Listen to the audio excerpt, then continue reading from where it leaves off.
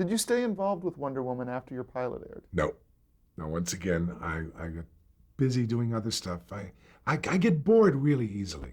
To stay with the show, I mean, I've only stayed with one or two shows. To stay with the show would be really boring to me, so I just moved off. And I think at that point, I started writing movies. Okay. I don't know if they wanted me to stay with the show either. Let's talk about some of the other shows, though, that you were helping to develop, create, and produce during this period, because there was quite a few of them. Monster Squad. The Monster Squad was Bill D'Angelo, again, the associate producer on Batman. He and two guys, they had a little company, and they decided to do a show with starring Fred Grandy. Fred Grandy, who later became on Love Boat, and then later became a congressman, Fred Grandy. And it was a wax museum, where Fred Grandy was the guy who was the guy who ran the wax museum, and these wax figures of Dracula, Frankenstein, and the Wolfman would come to life. So I wrote every single story for that show. And what happened was I wanted to get all the scripts done at once. I wrote all the stories on a weekend. Bill took me down to his place in Newport on a Friday, and I wrote through Sunday night. I wrote like 70 some odd pages over the weekend. And now we brought in the best writers we could find. Guys who wouldn't normally write those kind of shows. Like who? Sherwood Schwartz's brother, Al Schwartz, Chuck McCann, just a bunch of different people who you wouldn't normally get to do this. And the deal was, all I had to do was write a first draft, and I would do all the second drafts. So we did. And it was a bat spoof, sort of, because we had guests like Avery Schreiber was on there as the Music Man, Lorenzo the Music Man. That's a private joke. Lorenzo Music being, of course, the famous voice of Garfield and Carlton the Doorman. And we had Marty Allen and just all my friends, all of my comedian friends. And it was a Saturday morning spoof. Matter of fact, they're trying to rebirth it right now, the Monster Squad. Now, what was the intended age group that you were aiming for? Beats me. But I was writing it for teenagers, for kids 13 and up, because it was very hip. It was really a hip show. And we just ran one season, and that was the end of that. But as I say, they try to bring it up again. What was your role on the show on a week-to-week basis, aside from writing all the stories? Well, I wrote all the stories. That was it. I mean, I wrote the stories, and I wrote the second drafts. I wrote the beginning and the end. The first drafts are the hard part. That we call it scratch paper writing, the blank paper writing. So as long as they adhered to my stories, what happened was I had a stack of stories, and after they watched the pilot, I said, okay, guys, here are 13 stories. Each of you pick one. It doesn't make a difference which one you pick. They're all the same. I said, just pick one. Follow it exactly as I have written it, because it's scene by scene. I'm a big believer in outlines, as you know. And I said, just follow it scene by scene. Do not deviate. Only one guy deviated, and the rest of them were terrific.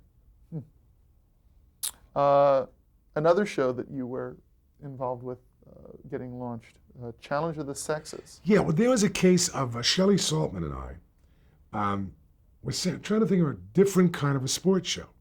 And we thought, gee, it would be nice if we had men versus women for equality's sake. And the first part of that was the famous Bobby Riggs, Billie Jean King tennis match. And then it became the show. We had men versus women. Of course, it really doesn't work. It really doesn't work, because men are stronger than women. Women are more fascinating than men. And if we had something like that, and women are probably more intelligent than men and certainly more emotionally stable than a lot of men. But in the case of physicality, it didn't work. We ran it for a couple of years. What were some of the other sporting events, aside from the tennis match? Ping pong, anything, because we couldn't do javelin throwing. I mean, we couldn't do real running. So we would make up sporting events. Who remembers? I mean, it's a silly little, look at the sports they're doing on the Olympics right now. Some of those sports like the moguls and the silly events. I mean, who invented the biathlon? Skiing and shooting. Come on. Where does that work? Unless you're a Nazi stormtrooper in the middle of Siberia. Who invented that? So we invented little sports. I don't remember what they were, You just became Jerry Seinfeld for a moment. I wish I were, for a moment. Do you remember some of the other contestants On on Challenge of the Sexes? No, we would just get the best. You see, you could do, let's say, free throwing in basketball. That's okay, because free throwing does not require strength; it requires accuracy. But you can't do throwing a football for distance, because there's no woman that's gonna. Some women can kick a football for distance, but still not as far as the Tom Dempseys of this world. No, that was just a sports show. Nothing much to that. Now I'm going to deviate from the writing and the producing for a second because you are Stanley Ralph Everything, the Renaissance man. Let's talk about your voiceover career, which really was in full luster around this period. Let's talk about working on the Hanna-Barbera series, The Super Friends. Okay, Super Friends. I was originally. I got to understand this. I'm the guy who bought the Flintstones when I was working for an agency called Wade Advertising back in the '60s. We had One A Day Vitamins and Alka-Seltzer and Miles Nervine. And we were presented with this show, and nobody at the agency could determine whether or not we should buy it. And there was no show. It was just, they sent me over to Joe Barbera's office, which is in the old Chaplin Studios on La Brea. And there were 250 drawings on the walls.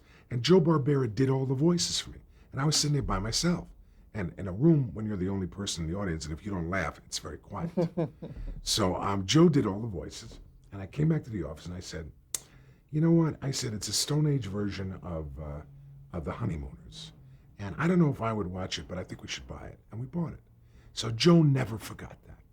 And we would see each other. And then when I came a chance to do a part on Super Friends, I did Grodd the Gorilla. Now, the late Ted Cassidy was playing the part of the Brainiac, but he died. So I came in and I replaced him also. I am the Brainiac. There was a voice I did there. Other people on that show included Olin Soule as Batman. He was about 70 at the time. Casey Kasem as Robin.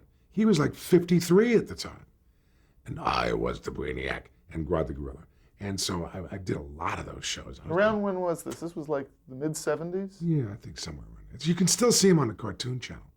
Kids know who I am. Kids will meet me and say, you're Grodd the Gorilla, But I don't do that many voices. What I can do is accents.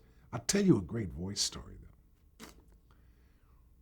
I was producing a picture called For the Love of It. I'd written it and produced it. And Tom Bosley was in the picture. ABC insisted that I use all of their people. So I had to use Deborah Raffin, Tom Bosley, and I hired a bunch of friends like Henry Gibson, what have you. Bosley played a part,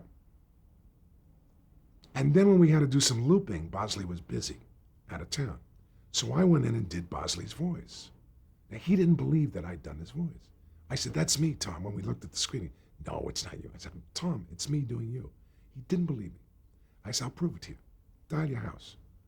He dials his house, gives me the phone.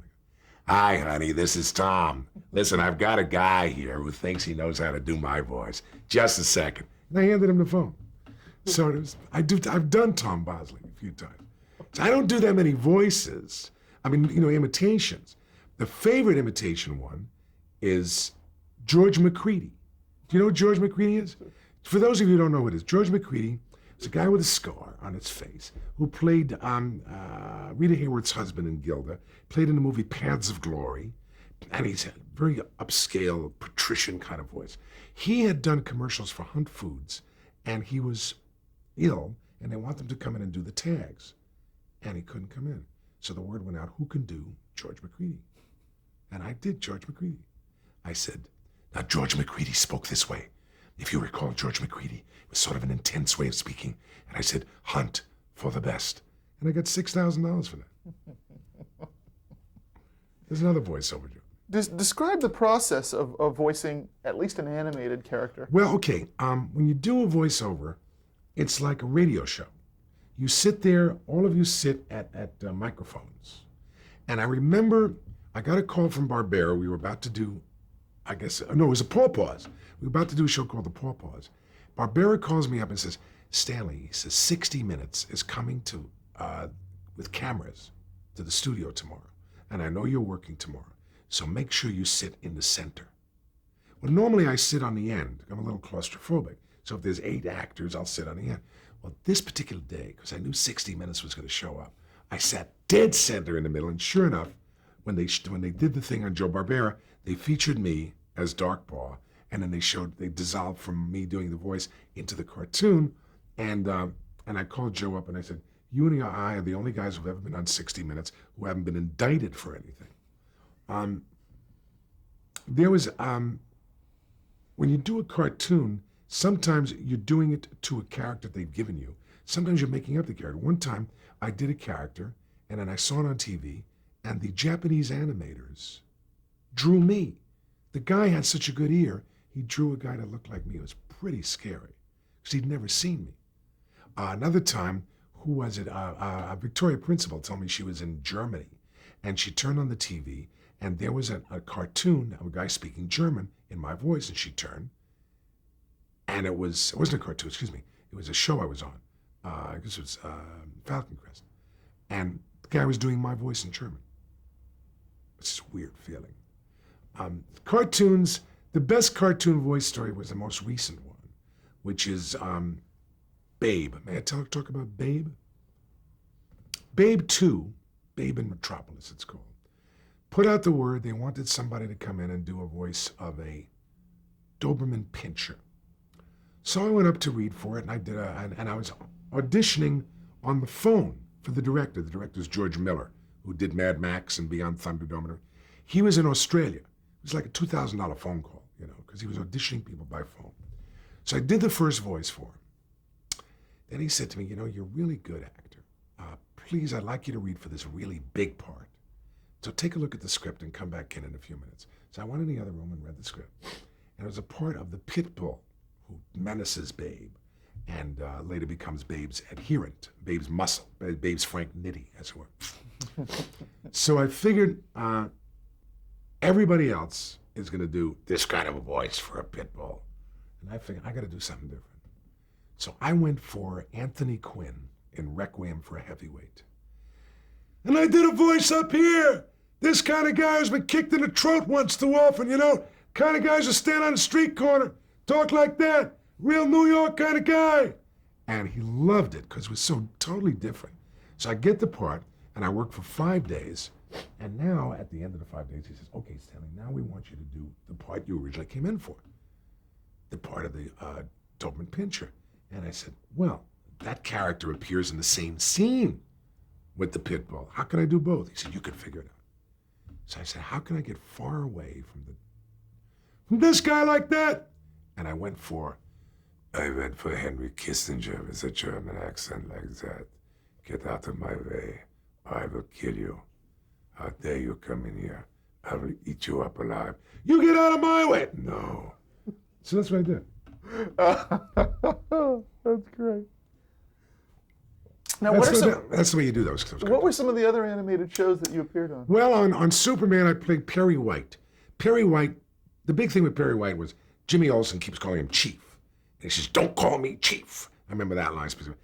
The one that I really loved was Rambo. The Rambo series, which didn't stay on very long, not that it wasn't a good series, it did not sell goods. Do you know that cartoons are merchandise driven? And Rambo got good ratings and everything else. It didn't sell goods. So in this particular show, the black guy who's on that, a heavyset guy who's on some show right now, I forget his name, he was on it, but of course he didn't sound like a black guy. He sounds like a reformed rabbi. And so, but when you use a black voice, and you have to have if you have a black cartoon, you have to have a black voice. The kid who was on Quincy, Robert Ito, he played an Asian on a show I did. He's from Canada. You couldn't tell he was Asian. So in this particular show, I'm doing a character called Snakebite, and I decide to have fun with this. It's a swamp rat kind of guy. So I kind of did a voice like this, you know what I'm saying? And so the black guy, when he heard me do that voice, boom, his head almost fell off because I was doing a black voice. Yeah, but they let me do it, you know what I'm saying? I kind of talk like that. It was really funny, and so that's the character I did, a real Cajun swamp rat, you know what I mean? Like that. So I do a lot of different voices. Not as many as, guys like Frank Welker. Frank Welker can do me. He replaced me in a show called Inspector Gadget. I had the part. It was for Deke, and I had to go to Europe or something.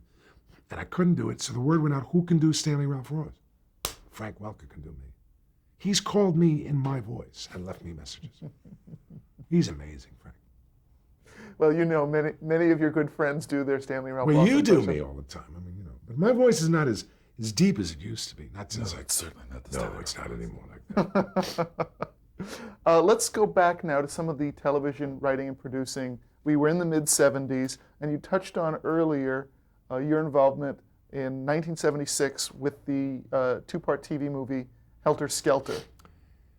Well, yeah, I'd written the book on the Manson case.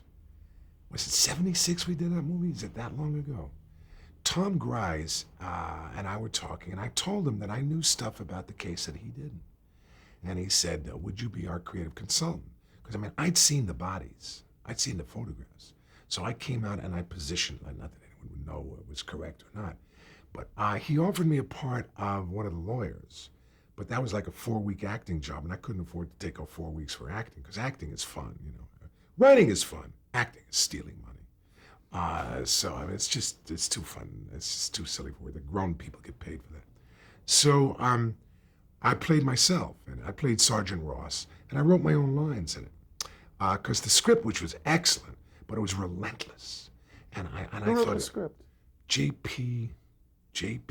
Thompson? Was it J.P. Miller? J. Lee Thompson. Oh, J. Lee Thompson?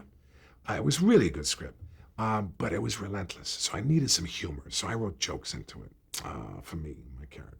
And, you know, not really great jokes, but of course, when you're watching a movie and it's this tense, and they showed it at Fox, you know, to a room full of people, and they were hysterical from the jokes I did.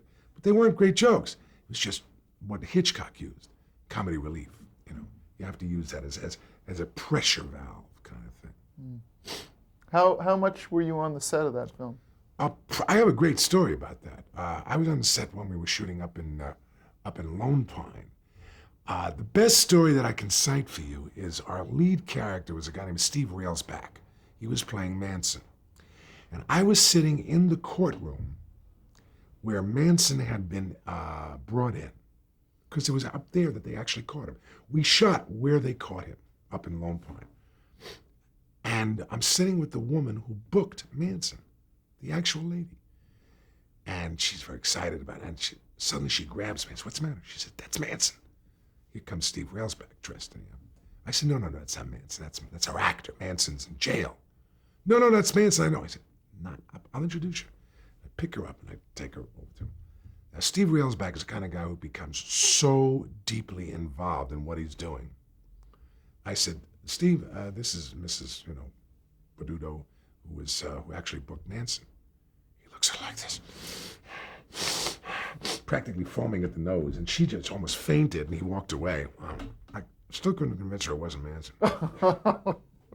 By the way, I have been duly notified that the script was written by J.P. Miller. J.P. Miller. I knew it was J something. Okay. J.P. Miller. J. Walter Thompson. Yeah, that's right. J.P. Miller. It was good. I want to make sure we got that right. Any anecdotes or any recollections about anybody else in the cast aside from Railsback? Well, the guy who played Bugliosi, George DiCenzo, was great fun to work with. The biggest problem I had with doing that picture is we had to shoot in mid-California, upstate California, and I got to the airport about 7 in the morning. I was driving a Bentley in those days, and I looked at this airplane, and I said, "I don't want to get on this plane. This is like a DC-3. They said, "You have to. You're in the first shot." I said, "I'll drive up there." No, you got to go. I left my car, got on the plane, we took off. We hit clear air turbulence. People were screaming on the plane. The girl sitting next to me was playing one of the Manson girls, peed in her pants. I'm not exaggerating. You couldn't get up, you couldn't go to bed. People are screaming. And I'm thinking to myself, I'm going to die on this plane because I was so egotistical that I wanted to be an actor. I'm going to die. Well, there's no airport up there. There's just a landing strip. This is what you have to go through when you make these kind of movies. It's a landing strip. There's no radio tower. There was a Jeep with an orange windsock that told you the speed of the wind. And we're coming in, and the wind was so strong it knocked us off. We had to come around again 3 times. Finally, once in one of these, landed, got off the plane. One of the pilots had thrown up, got sick. I got off the plane. We didn't get to my shooting till 3 that afternoon. I could have driven up. We finish after a week, and they say, okay, we're going back on the plane. I said, not a chance. I want a car and a driver. And that's what I got, a car and a driver. And I think DiCenzo went back with me and a couple other people. It was a fun job, but it was a scary, the whole subject matter was scary. Having written a book about the subject, I know more about the case than a lot of people, and it's even more frightening than what you saw in the movie. On to a lighter show. Yes. Let's talk a bit about your NBC series, The Calicax. Calicax was about the stupidest family in the world. That was the whole idea of it. Roger Price, who was a partner in a book company called Price, Stern and Sloan, also was known, in early television, he was known as Mr. Droodles. He used to do a thing in New York where he would draw pictures and he did the weather, and it was great fun. And Roger and I became friendly when I acted on a show called Macmillan and Wife, and he was partners with Leonard Stern. So we sat down and we created the show of this world's stupidest family. And in order to cast it, we had Buddy Ebsen's daughter, Bonnie Ebsen, in it. Peter Palmer, who was Little Abner, from the movie Little Abner. And the reason I cast him is I'd worked with everyone else who was in Little Abner. He was the one person left that I'd never worked with. I worked with Edie Adams, Charlotte Ray. They were all in the original play. And Peter walked into my office and I said, you got the part. He said, don't you want me to read for it? I said, no, you're my Quinella. I said, you fill out the whole thing. You're the final person. So I gave him the part. And we did 7 episodes of the show. It was a summer show, and that's the show that Freddie Silverman programmed Charlie's Angels against me and knocked us off, I had fun doing that show. It was really a silly show. But again, I gave parts to all my friends, to the Pat Moritas and the Jack Carters and Jack Knights and all my friends who needed work. Because I was a producer, I owned the show. And then I also fed everybody at NBC. I had the best food. So like the next, CPO Sharkey with Rickles was in that. They gave people cold cuts. I was bringing in food from great Chinese restaurants, French restaurants. And then Tom Snyder, who was the newscaster, would come over and eat with me. I had a cast of 5. I fed about 80 every week. But I didn't care because it was my money. So I could do whatever I wanted with it. Now you mentioned Bonnie Ebsen, you mentioned Peter Palmer. Who were some of the other people? Edie McClurg. Edie McClurg was the one. And the male star was David Huddleston, who really gave me a hard time. Very big hard time. Here's how an actor tries to push a writer around. Now understand this. I was the owner of the show. I had no partners. No Columbia, no Granada, nobody. I owned the show 100%. Thanks for the plug. We're doing our 3rd show. We're not on the air yet. We're doing our 3rd show. And we're sitting there having a table read. And he changed, I had a line where the guy says, tell that Frenchman to get out of here. He changed it to frog. And I said, you can't say frog, David. Frog is an epithet. It's like saying dago, wop, kike, nigger. You can't do that. Frog is not a good word. Who says so? I said, I happen to know that because I wrote the script. And in the first draft, I wrote frog, and that's the note I got from Standards and Practices. He says to me, Stanley, why don't you just go upstairs and sell another show and let us take care of this? And he says this to me in front of the cast. Now I'm thinking to myself, do I kick this fat fuck's face in? Or do I just walk out? What do? I go upstairs to the head guy at NBC. At that point, a guy named Bob Goldfarb. And I said, I'm closing the show. I'm shutting down production. He said, what? You're only on your 3rd show. I said, do I own the show? He said, yeah. I said, you made me take this guy. I'm closing the show. I'm not going to put up with this business. And I walked out. I went to a movie that afternoon. I came home here. My wife says to me, what happened, Stanley? The lawyers are on the phone, the studio's on the phone, rather the network's on the phone, your agent's on the phone. And I tell her what happened, and she says to me, you're right. That's why I'm married to the woman for 40 years. She said, nobody can treat you like that. And the next morning, I walked in with a big box. I gave everybody notice, and I started clearing out my desk. Well, don't you know that the actor showed up with his hat in hand and apologized to me? I was ready to go all the way with it. I would just not put up with that. But there was a guy trying to push me. After that, it was fine. I got his attention. I just would not put up with it. And I still won't. It's a personal thing. maybe if I would have put up with that over the years, I would have had 25 shows on the air. Now, speaking of the frog comment, what nationality were the Calicacs? That's very, very good question. The word Calicac, that's really good. Originally, many, many, many, many years ago, there was a famous sociological survey about two families, the Jukes and the Calicacs. This is names that were made up. They think the Jukes may have been the Cabots, as in Henry Cabot Lodge, and the Calicacs were an intermarried group of like Tennessee mountain people who had, a lot of incest going on. So they showed, this is like turn of the century, I think. So the word Calicac comes from that sociological survey. There was no real ethnicity to it, but they were, Southern people. Really stupid. I mean, he would say things like, "Yeah, I got Cadillacs on both eyes." He'd make Who were some of the other creative people working behind the scenes with you, the directors? On that show? Yeah. I had different directors. I mean, nobody stayed with the show. I had one guy named Lenny Friedlander was my UPM. He stayed with the show, and he died very young. There was nobody. George Yannick, I think, was a guy who worked on the show with me. As he was producer, I was executive producer and creator with Roger. I also wrote the music for it, which I had Roy Clark sang the music. Yeah, Roy Clark did it. Now let's talk about some of your television movies, because in this period, mid-late 70s, early 80s, you had quite a run in TV movies. Let's start with the 1978 television movie, 3 on a Date. Oh wait, I'm sorry. I'm just getting a